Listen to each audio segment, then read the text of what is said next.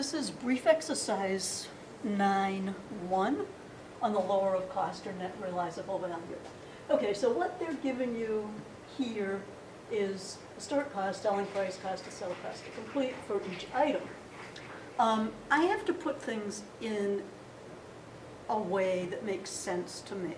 And it's not always what makes sense to everybody else. So if this works for you, that's fine. You can really do these any way that works for you. This is how it works for me. They're giving you, I start off with doing the items this way because I think across. Okay, it's just the way my brain works. So I start with the skis, the boots, the parkers. And so I start with the cost. So the cost for the skis is $190. The cost, and then we have the selling price is the $212. The costs to sell and the cost to complete, are taken right from those columns.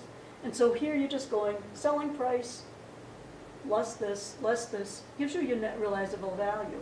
So then you can say, okay, we're going to compare net realizable value and our cost. And the lower of the cost or the net realizable value is the 161. So that's our lower of cost and net realizable value for the skis. For the boots, you're starting off with the cost of 106. Is your selling price, less your cost to sell, less your cost to complete, net realizable value, 108 versus 106. We're going to have the lower of cost or net realizable value of 106. Same thing you can do for the parkas. And so when you have to figure out a way that makes sense to you. This is on an individual items basis here because you've decided for each individual item which is the lower of cost of market. This is going to be the more conservative. This will give you the closest value to what your inventory actually is worth.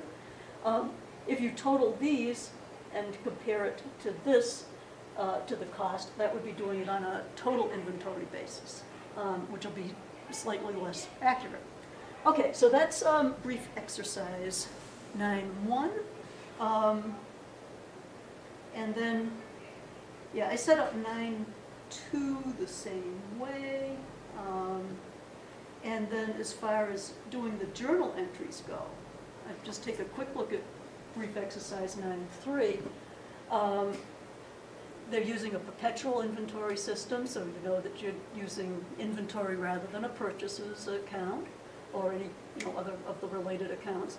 They're giving you the cost, the net realizable value at the beginning and the end of the year, and then you have the difference.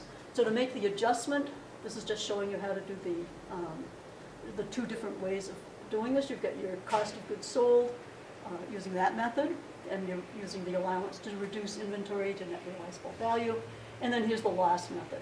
Okay. All right. Not too much crazy stuff there. Okay. So I think that if you want to look at other ones and you figure out how you set it up nicely to work for you, you could look at, I think, exercise 9.2 might be good, and maybe exercise 9.3 would be helpful. Okay.